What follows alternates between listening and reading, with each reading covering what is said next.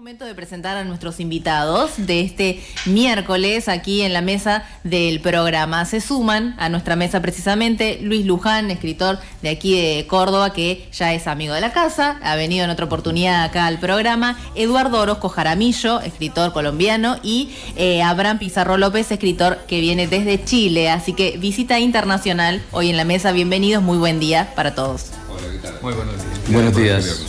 Un placer recibirlos porque esta noche precisamente van a estar presentándose en la Medioteca un conversatorio que es Mitos y Leyendas de América, ¿es así? Sí, es correcto. Vamos a estar ahí a partir de las 20 horas. Es una charla abierta al público, así que están todos invitados. Bueno, muy bien, a partir de las 20 en la Medioteca. ¿Nos cuentan un poco qué es lo que se va a conversar, más allá de que el título del conversatorio es muy explícito, pero qué es lo que van a estar allí conversando con quienes se asistan, con quienes estén presentes? Sí. Bueno, primero un saludo muy especial de Confraternidad Suramericana. Me encanta estar en esta mesa en compañía de ustedes, los argentinos. Ya me siento como en casa. Vine en abril, me trataron muy bien, quedé amañado y aquí estoy nuevamente y en compañía de Abraham Pizarro. En el mes de abril vine a Argentina, más exactamente a Corrientes. Estaba invitado al sexto Festival Congreso Internacional de Mitos y Leyendas. Esta noche presento un libro que escribí en Colombia, pero nació en Argentina. Mira. Y les voy a explicar por qué. Yo escribo otro tipo de literatura, ensayo, estoy terminando una novela sobre la realidad política latinoamericana y algo de poesía.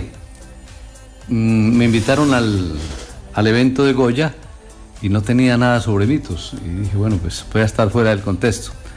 Decidí escribir uno o dos cuentos, se los mandé a la Asociación de Escritores Latinoamericanos. Gustaron y me dijeron que por qué no escribía otros. Escribí 8 cuentos inicialmente, los traje y me honraron con el Pombero de Oro. Al mito le doy un resignificado, lo saco del contexto de la narrativa a que nos tienen acostumbrados y lo ubico dentro del contexto de los fenómenos sociales que afectan a América desde Canadá hasta Argentina, entre ellos la codicia del hombre, la forma como estamos devastando la selva, la violencia contra la mujer. Todos los mitos tienen su razón de ser dentro de esta problemática global. Así que es un poco entonces lo que vas a estar presentando precisamente, Eduardo, en este conversatorio. Abraham, por tu parte. Perdón. Muy buenos días todavía. Sí, buenos días todavía. Y con lluvia. La verdad es que mi área es bastante más distinta, pese que igual yo convoco mucho el tema de los mitos y leyendas, porque mi país es un país que también tiene sus propias ideologías, hay cosas míticas. Nosotros tenemos un pueblito austral que se llama Chiloé. Chiloé es una ciudad de mitos. No sé si ustedes han sabido que es la ciudad de los famosos, tiene un nombre estas casitas que tienen palitos acerristas en el medio del mar. Y ahí hay muchos mitos también. Pero en realidad esa no es mi área, pero igual yo sé de lo que se está hablando, porque la verdad es que es mi país. Creo que todos los países tenemos una cultura con este tipo de eventos extraños. Mi área es la economía. Pero no solamente la economía, yo escribo, debo tener más de 60 libros escritos, no solamente en el área económica, también escribo muchos relatos. He hecho de la contingencia un arte, relatando cosas, y poesía, unas 20, 30 libros más o menos. Pero esta área me subyuga escuchar a mi amigo acá Orozco y a mi amigo Luján acá que tienen estas cosas, esta aura extraña que tienen ahí. Yo trato de ponerme crucifijo cuando los veo. Pero que la verdad que dicen que esta cuestión despierta este tipo de cosas raras. Entonces aquí está más ladito, pero digo yo, es que ellos conocen muchas horas la historia de este tipo y lo sienten, ¿entiendes? Y lo expanden. Lo transmiten, claro. Y lo transmiten, entonces yo soy más frío, soy un economista, entonces de repente... ¿Y puntualmente qué has abordado vos, Abraham, en cuanto a mitos y leyendas? En mitos y leyendas, mira, si yo a usted que pusiera a hablar de mi país, hay un mito que es un mito muy extraño, que es de una mujer, que es la Quintrala. ¿ah? No sé si ustedes han escuchado, porque esto se convirtió en película también. No me digas. La Quintrala es un nombre que evoca la figura de Catalina de los Ríos Lisperger. Es una mujer chilena del siglo XVIII, conocida por su belleza, inteligencia y crueldad. La Quintrala fue una figura histórica real que vivió en la época colonial en Chile y se convirtió en una leyenda debido a su comportamiento cruel, despótico hacia sus sirvientes y esclavos. Ella los explotaba, los violaba a los esclavos. Y tenía muchas casas en Chile. Y hay una situación bien puntual que todavía en Chile y Santiago de Chile no... Ella iba a la iglesia de las Agustinas, que está en pleno centro de Santiago, y azotaba al Cristo, porque no le cumplía lo que ella quería. Wow. Mira.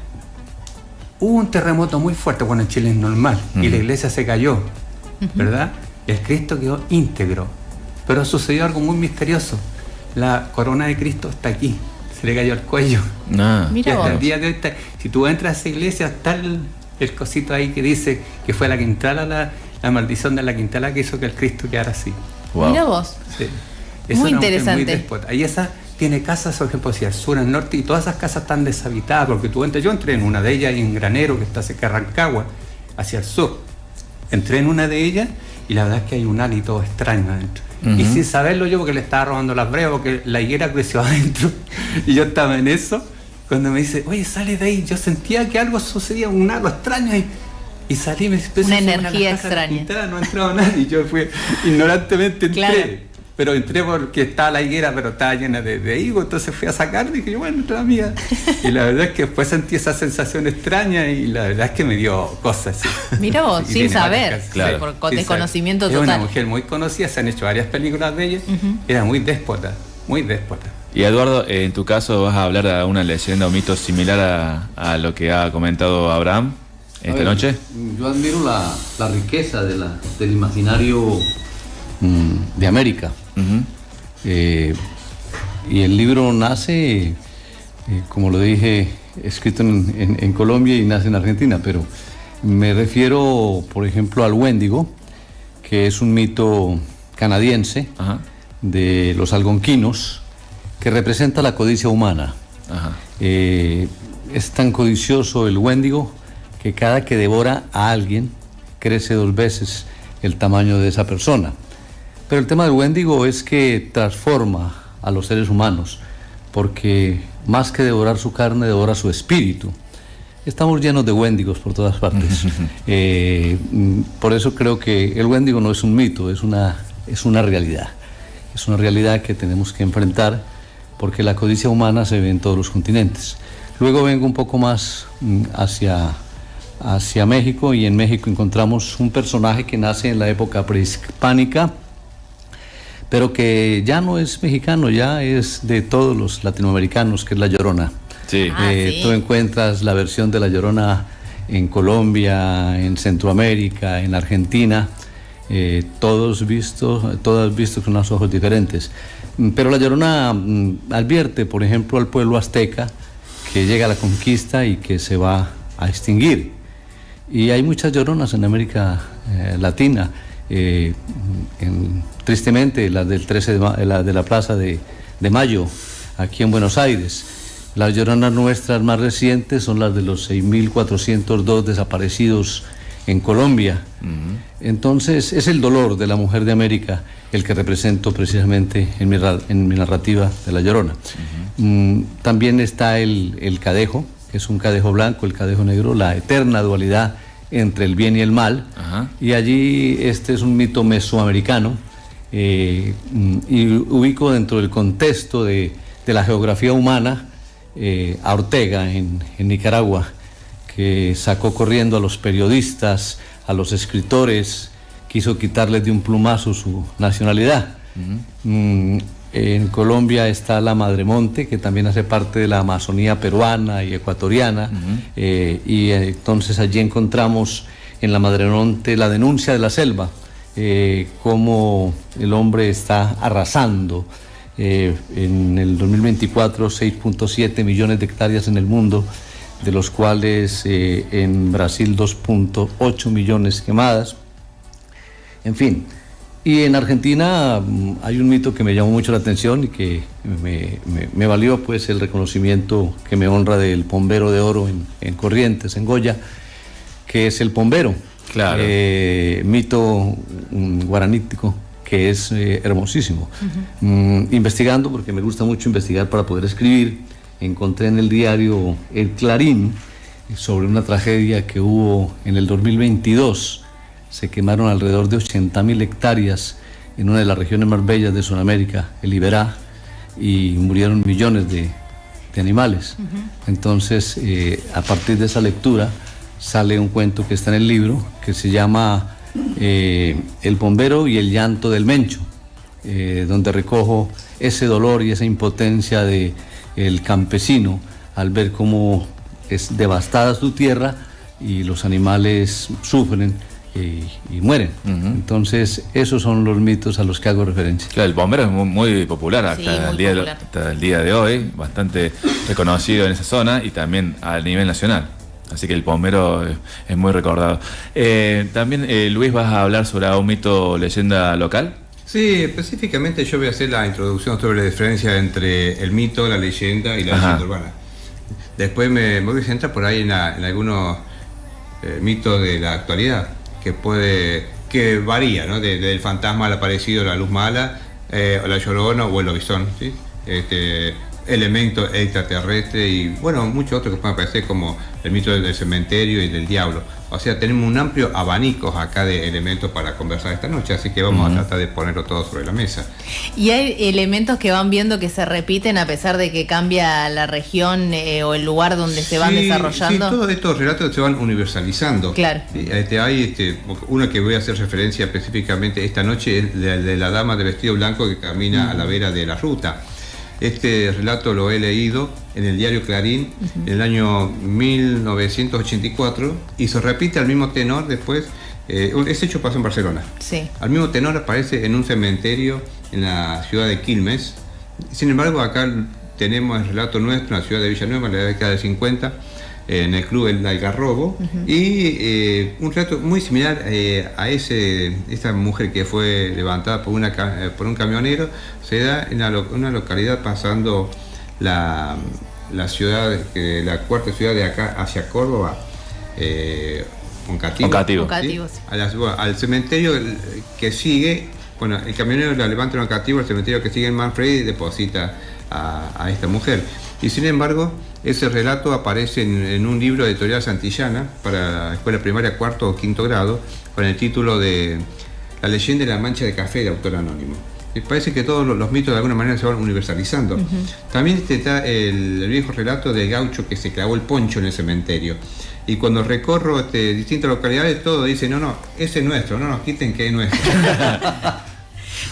Claro, pertenece a diferentes lugares, se van universalizando, como dice Luis, y también hay muchos que se repiten, pero que tienen ciertas modificaciones según el lugar en donde uno lo cuente. Esto que decía Eduardo, La Llorona. Sí, el caso de La Llorona es un mito Universal. Hispanoamericano. Claro. ¿Sí? Nace en México, se extiende a España, hacia la región de León y de Galicia, y después ingresa hacia el resto de Latinoamérica, y en cada lugar tiene su característica propia. ¿Sí? Lo mismo pasa con el mito del fantasma.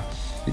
No es lo mismo el fantasma que va a aparecer en la India, en China, en Egipto, en México, al fantasma que tenemos en Argentina, específicamente acá en Córdoba. ¿Sí? Todos tienen sus propias características, porque es una narración popular. ¿Sí? Claro. Y mucho tiene ingrediente de la ficción que se le agrega o que se le quita. Claro. Y de consultar, para quien quiera responder, ¿para qué cree que sirven los mitos y las leyendas en cuanto a la comunidad? ¿Sirven para leccionar? ¿Sirven para dar una historia que pueda trascender al pueblo que se ha desarrollado esa historia? ¿Para qué creen que sirven los mitos y las leyendas?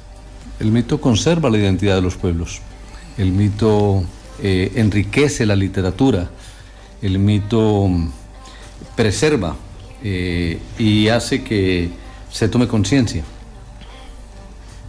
El mito es de una dimensión muy positiva, yo diría, porque el mito refleja los temores del subconsciente humano, pero también los sueños, y en algunas regiones el mito surge para tratar de atemorizar. El mito es resistencia, el mito es lucha, el mito es esperanza. Claro. ¿Hoy el mito sigue surgiendo en las comunidades o se van reinterpretando los antiguos? Bueno, hoy por ejemplo, los mitos clásicos ya no podemos utilizarlos porque no vamos a hoy vamos a explicar el origen de fenómenos naturales a través de un mito, ¿no? Porque hoy tenemos las propias teorías. La ciencia, claro. Por lo tanto, el mito a través del tiempo no desaparece, sino que sufre una permanente transformación hacia otro género. Y así surge este género híbrido entre el mito y la leyenda, que son las leyendas urbanas o los relatos rurales. Claro. Frente a eso yo quisiera decirte algo. Sí. Escribiendo el libro encontré algo sobre un fenómeno social que dolorosamente pasa en mi país, que es el reclutamiento de menores de edad por los grupos armados, claro. Ya sean guerrilleros o paramilitares. Exploré a lo largo de la geografía latinoamericana y no encontré un mito que encajara. Me tocó crear un mito. Entonces, valiéndome de la dispensa que tenemos los escritores, claro, precisamente de crear, de inventar, entonces creé el Yurukayá, que es la sombra de la montaña.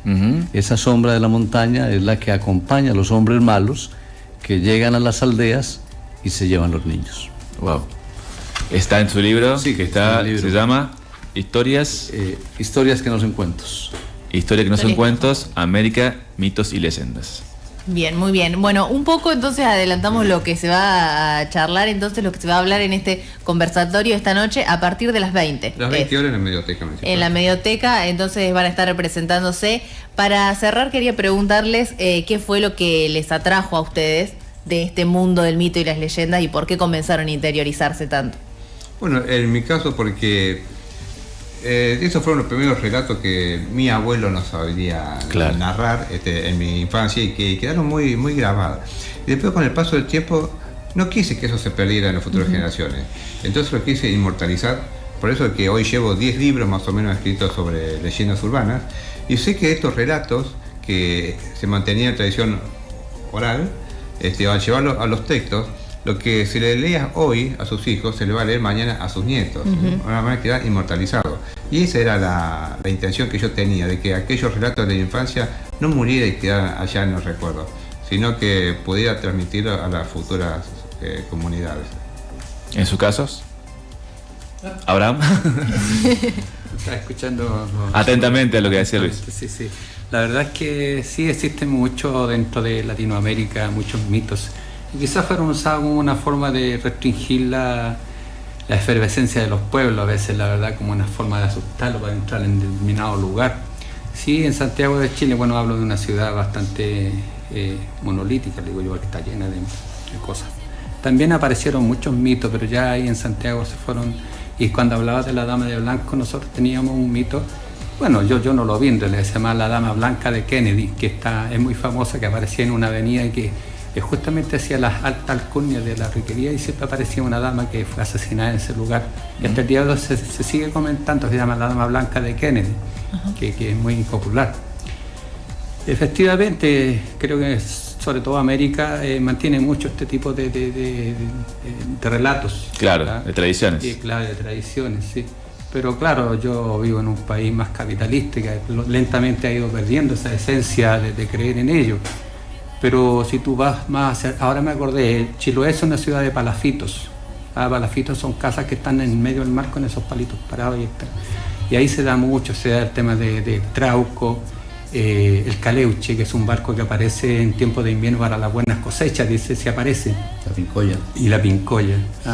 Entonces ahí es una ciudad de mitos, hacia el sur de Chile, más austral en realidad, pero si tú te centras hacia Santa Llama, cerca de la capital, ese tipo de cosas se han ido perdiendo. Ya la gente más no cree en eso o simplemente se olvidó de ese efecto que había antiguamente en el campo, sobre todo en la parte más, pero actualmente creo que va extendiéndose más hacia el sur. Y Eduardo, vos cómo llegaste a interesarte de los mitos, las leyendas, también como fue con Luis, en relatos familiares. Bueno, a mí me asustaban con el coco. Con el coco. Pero a ver, la verdad, nunca me imaginé que iba a escribir sobre mitos. Pero fue un reto lo de Goya. Y pues ahí está la página en blanco, hay que llenarla. salió, pienso que algo bueno. Pero allí descubrí que la etnografía del mito me acerca a la geografía humana de los pueblos. Y el mito, yo pienso que no desaparece tan fácil. El mito lo que nos permite es sumergirnos en esas realidades. Hay que reinterpretarlo, y eso es lo que yo trato de hacer a través de mi libro. Con una conclusión que es un poco inquietante. Ya los mitos no nos asustan. Somos nosotros los que asustamos a los mitos. Gracias Luis, gracias Eduardo, gracias Abraham por visitarnos, un placer recibirlos por supuesto, un placer que hayan venido aquí a los estudios de la radio 90.1 y bueno, muchos éxitos para la actividad de esta noche que recordamos a partir de las 20 en la Medioteca, el conversatorio Mitos y Leyendas de América. Perfecto, bueno, yo quiero agradecerles que nos han dado este espacio para que estos escritores latinoamericanos que nos están visitando tuvieran también su momento para que lo conozcan la comunidad, por lo menos por sus voces, ¿no? Y bueno, y esta noche ojalá puedan estar presentes, así nos acompañan, que vamos a pasar una velada muy agradable.